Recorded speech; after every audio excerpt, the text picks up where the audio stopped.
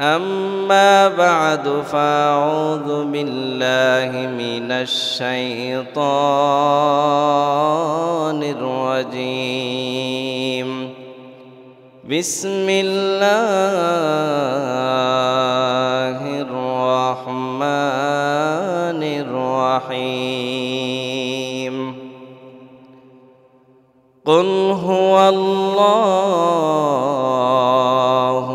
أحد الله الصمد لم يلد ولم يولد ولم يكن له كفوا أحد. وقال تعالى: الله لا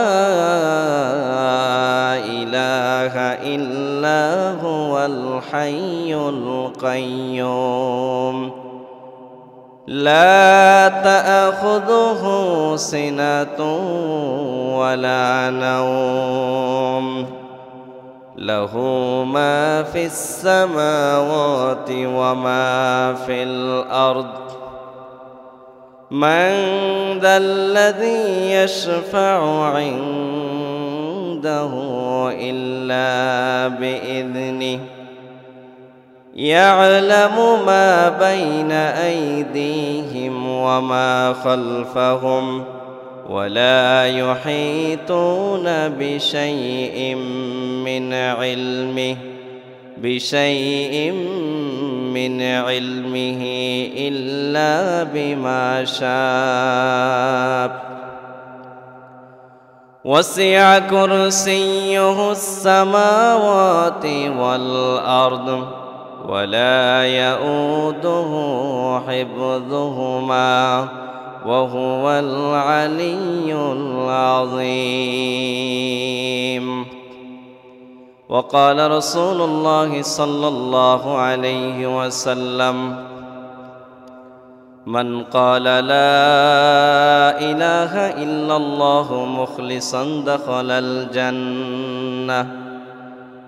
قيل: وما إخلاصها يا رسول الله؟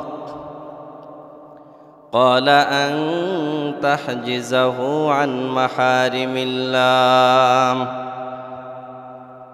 صدق الله مولانا العظيم وبلغ رسوله النبي الأمي الكريم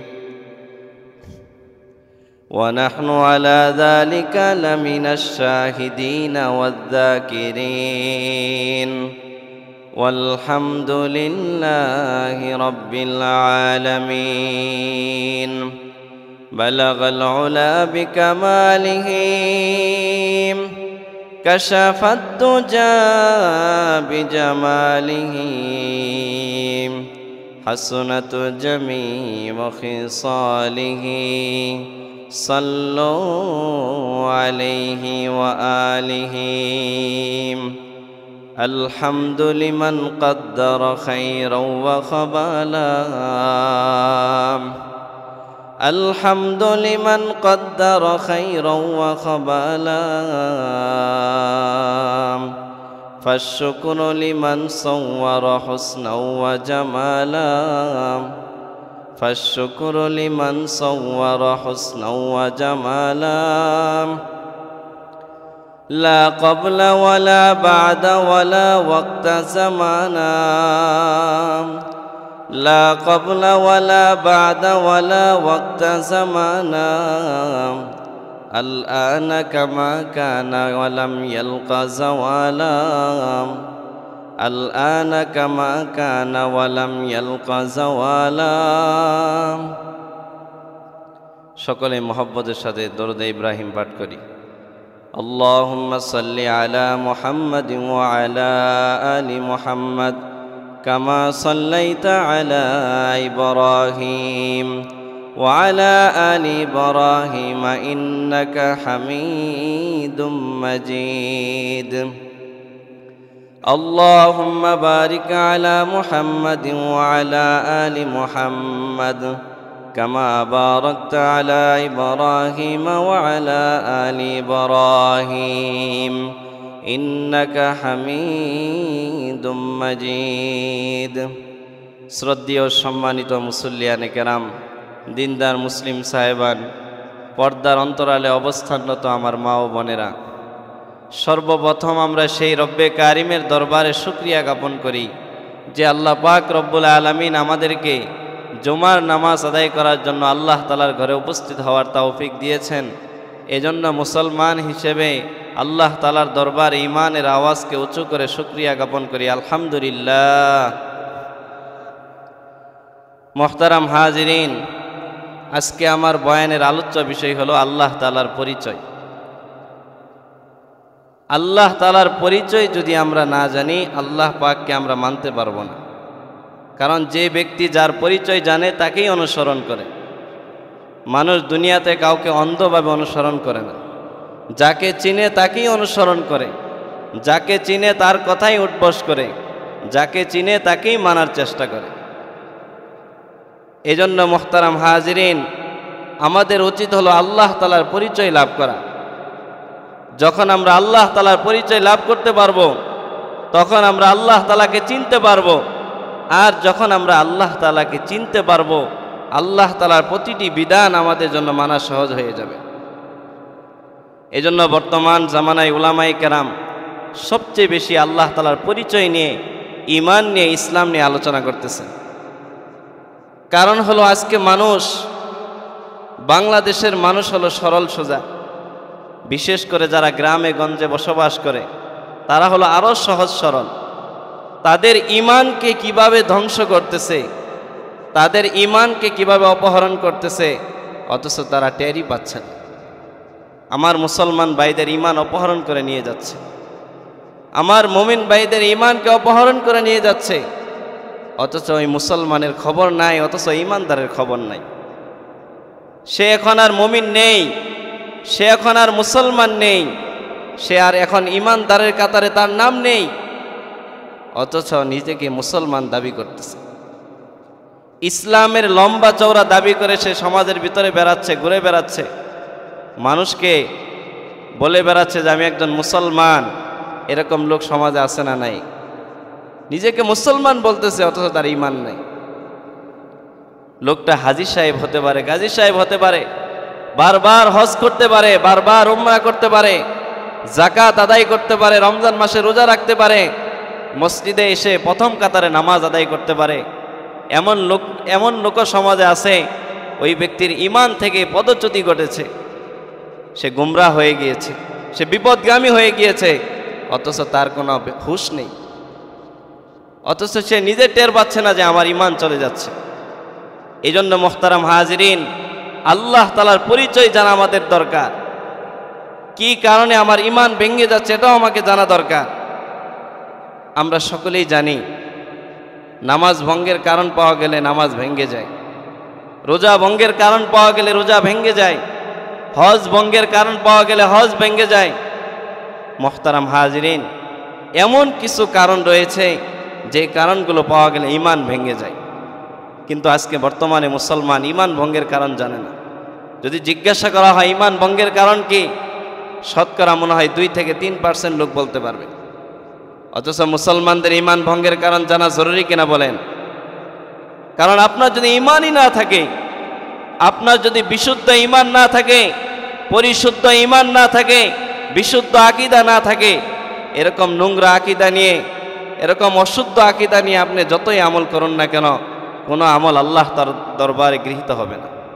কোনো আমলই আল্লাহ তাআলা কবুল করবেন না যতক্ষণ পর্যন্ত আপনার প্রত্যেকটা আমল বিশুদ্ধ ঈমানের সাথে, বিশুদ্ধ আকীদার সাথে, ফ্রেশ আকীদার সাথে না হবে। এজন্য আল্লাহ তাআলার পরিচয় জানা দরকার কিনা বলেন? কোরআনুল কারীমের মধ্যে ছোট্ট একটি সূরা আল্লাহ তাআলা নাজিল করেছেন, যে সূরাটির নাম হলো সূরাতুল ইখলাস। এই সূরার মধ্যে আল্লাহ তাআলার একত্ববাদের কথা আলোচনা করেছেন, আল্লাহ তাআলার তাওহীদের কথা আলোচনা করেছেন। এই সূরার মধ্যে আল্লাহ তাআলা নিজের পরিচয় বয়ান করেছেন, যেন দুনিয়ার মানুষ আল্লাহ তাআলাকে চিনতে পারে, আল্লাহ তাআলার পরিচয় জেনে আল্লাহ তাআলার একত্ববাদকে, তাওহীদকে দিলের ভিতরে লালন করে আল্লাহ তাআলার ইবাদত করতে পারে। এজন্য আল্লাহ পাক রব্বুল আলামিন কোরআনের অসংখ্য অগণিত আয়াতের মধ্যে আল্লাহ তাআলার পরিচয় বয়ান করেছেন, যেন মানুষ আল্লাহ তাআলাকে চিনে আল্লাহ তাআলার ইবাদত করে। ছোট্ট একটি সূরা সূরাতুল ইখলাস, এই সূরা ইখলাসের মধ্যে আল্লাহ তাআলার পরিচয় আল্লাহ তাআলা বয়ান করেছেন, যে আল্লাহ তাআলা কে, আল্লাহ তাআলা কেমন সত্তা, ওই আল্লাহ তাআলার পরিচয় দুনিয়ার মানুষকে জানতে হবে। এই জন্য আল্লাহ পাক রব্বুল আলামিন সূরাতুল ইখলাসের পরিচয় দিচ্ছেন। মাত্র 4 আয়াত বিশিষ্ট একটি সূরা সূরাতুল ইখলাস। কয় আয়াত বিশিষ্ট? 4 আয়াত বিশিষ্ট। এই 4টি আয়াত এত দামি আয়াত, এত দামি সূরা, এই 4 আয়াত বিশিষ্ট এই সূরাটি এত দামি, এত মহামূল্যবান সূরা। আল্লাহ রাসূল সাল্লাল্লাহু আলাইহি ওয়াসাল্লাম বলেন, যে ব্যক্তি সূরাতুল ইখলাসকে একবার পাঠ করবে, আল্লাহ পাক রব্বুল আলামিন তাকে কোরআনুল কারীমের 1/3 অংশ পড়ার সওয়াব দান করবেন। সূরাতুল ইখলাস একবার পাঠ করবে, কোরআনুল কারীম 3 ভাগের 1 ভাগ পড়ার সওয়াব পাবে। সূরাতুল ইখলাসকে 2 বার পাঠ করবে, কোরআনুল কারীমের 2/3 অংশ পড়ার সওয়াব পাবে। সূরাতুল ইখলাস 3 বার পাঠ করবে, আল্লাহ পাক রব্বুল আলামিন পুরা কোরআনুল কারীম 1 খতম করার সওয়াব দান করবেন। সূরাটা কত দামি সূরা! এই সূরার দাম এত কেন বেশি জানেন? কারণ এই সূরার মধ্যে আল্লাহ তাআলার তাওহীদের আলোচনা আছে। যে আল্লাহ এই কোরআনকে নাজিল করেছেন, ওই আল্লাহর আলোচনা এই সূরার ভিতরে আছে। এক সাহাবী রাদিয়াল্লাহু তাআলা আনহু নামাজে দাঁড়াইলেই শুধু সূরাতুল ইখলাস পাঠ করে। অন্যান্য সাহাবায়ে কেরাম রাদিয়াল্লাহু তাআলা আনহুম আল্লাহ রাসূলের কাছে অভিযোগ করলেন, ইয়া রাসূলুল্লাহ, এই সাহাবী নামাজে যখনই ইমামতি করে শুধু সূরাতুল ইখলাস পড়বেই, সূরাতুল ইখলাস তার তেলাওয়াতের মধ্যে থাকবেই। এই অভিযোগ নিয়ে আল্লাহ রাসূল সাল্লাল্লাহু আলাইহি সাল্লামের কাছে আসেন। আল্লাহ রাসূল সাল্লাল্লাহু আলাইহি সাল্লাম ওই সাহাবীকে ডাকালেন। আল্লাহ রাসূল বললেন, কি ব্যাপার, তুমি নামাজের প্রত্যেক নামাজের মধ্যেই তুমি কেন সূরাতুল ইখলাস বেশি বেশি পাঠ করো?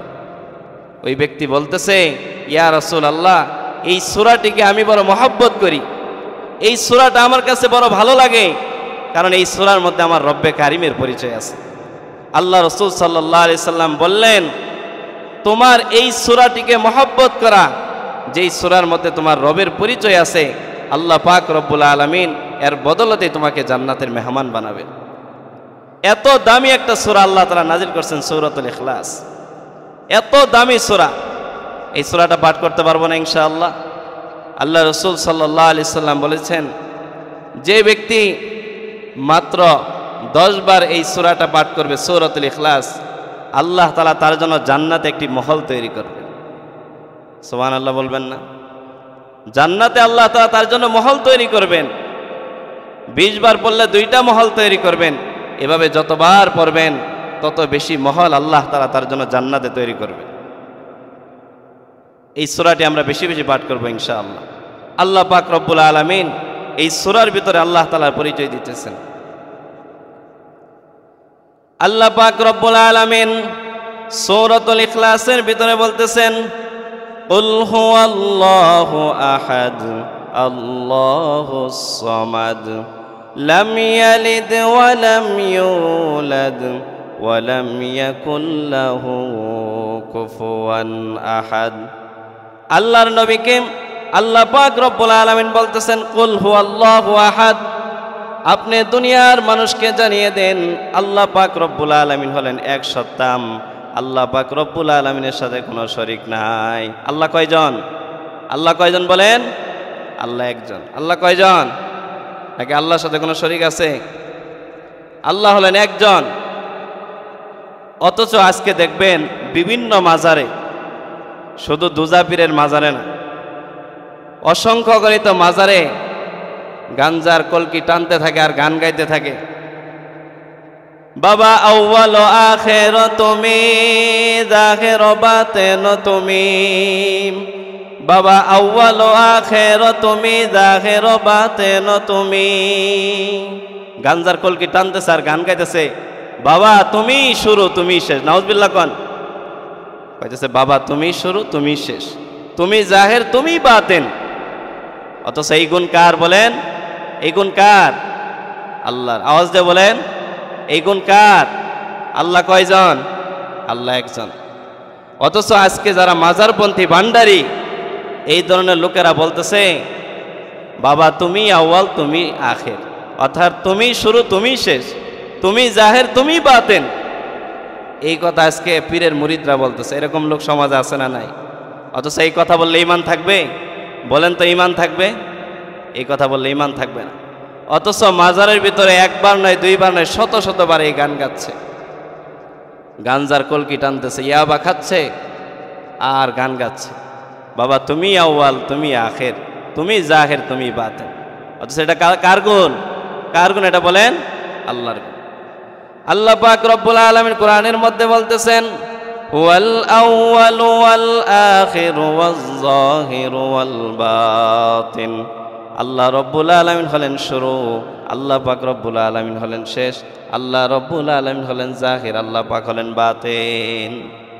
আল্লাহই শুরু, আল্লাহই শেষ, আল্লাহই জাহির, আল্লাহই বাতিন।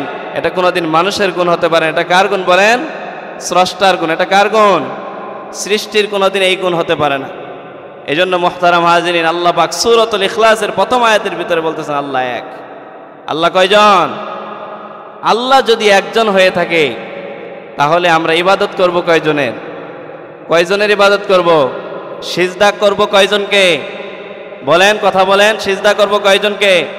সাহায্য যাব কয়জনের কাছে? আমরা মাথা নোয়াবো কয়জনের সামনে? সাহায্য যাব কয়জনের কাছে? ভিক্ষা যাব কয়জনের কাছে? সন্তান যাব কয়জনের কাছে? কয়জনের কাছে যাব বলেন? ওনার নাম কি? উনি কয়জন? উনি কয়জন? কথা বলেন, দরকার আছে, বলেন উনি কয়জন? এক আল্লাহর কাছে আমরা সন্তান চাবো, এক আল্লাহর কাছে সাহায্য চাবো। আমরা কি এনায়েতপুরীর কাছে চাবো? আমরা আটরশির কাছে চাবো? দেওয়ানবাগির কাছে চাবো? দুজাবিরের কাছে চাবো? কোনো মাজারওয়ালার কাছে চাবো? কোনো পীর সাহেবের কাছে চাবো? কারো কাছে চাবো না। কার কাছে চাবো? অথচ মানুষ আজকে কার কাছে চাইতেছে? আমাদের সমাজে এরকম লোক আছে যারা পীর সাহেবের দরবারে গিয়ে বাচ্চা চাইতেছে। এরকম লোক নাই? এরকম লোক আছে কিনা বলেন? সারা বাংলাদেশে শত শত মাজারের আস্তানা আছে। এই মাজারে গিয়ে মানুষের ঈমানকে নষ্ট করতেছে। মুহতারাম হাজিরিন, মনে রাখবেন, কোন রমজান মাসের একটা রোজা যদি কেউ না রাখে এই জন্য সে কাফের হয়ে যায় না, মুশরিক হয়ে যায় না। কেউ যদি এক ওয়াক্ত নামাজ ছেড়ে দেয় সে কাফের হয়ে যায় না। সে যদি উমরা না করে এই জন্য সে কাফের হয়ে যায় না। দান সদকা না করলে সে কাফের হয়ে যায় না, মুশরিক হয়ে যায় না। কিন্তু আল্লাহ ছাড়া অন্য কাউকে যদি সেজদা করে সে কাফের হয়ে যায়, সে মুশরিক হয়ে যায়। আর মুশরিক হয়ে গেলে সে আর ইমানদার থাকে না। বলতে পারেন হুজুর এই মাজারপন্থীদের নিয়ে আপনাদের এত মাথা ব্যথা কেন? অথচ এই লোকটা তো 5 ওয়াক্ত নামাজ পড়ে, রমজান মাসে রোজাও রাখে, হজের মৌসুমে হজও করে, জাকাতের মৌসুমে জাকাতও দেয়। এরপরেও এই লোককে নিয়ে আপনাদের এত মাথা ব্যথা কেন? এই লোকটা মাজারে গেলে আপনার কি সমস্যা? আপনার এত মাথা ব্যথা কেন? এই জন্যে আমার মাথা ব্যথা। এই লোকটা হজ করতে পারে, জাকাত আদায় করতে পারে, কুরবানি করতে পারে, ইসলামের অন্যান্য বিধিবিধানকে পালন করতে পারে, এটা নিয়ে আমার কোনো আপত্তি নাই। কিন্তু যখনই এই লোকটা ওই মাজারে গিয়ে পীর সাহেবকে সিজদা দেয়, মাজারে গিয়ে পীর সাহেবের নামে মান্নত করে, তখন সে আর ইমানের কাতারে থাকে না, তখন সে মুশরিক হয়ে যায়। এজন্য জাতির রাহবার উলামায়ে কেরামের কর্তব্য হলো জাতিকে সতর্ক করা, জাতিকে সচেতন করা, জাতির যেন ইমান হারা হয়ে না যায়, জাতির ইমানকে যেন কেউ অপহরণ করতে না পারে। চিল্লায় এখন ঠিক কিনা?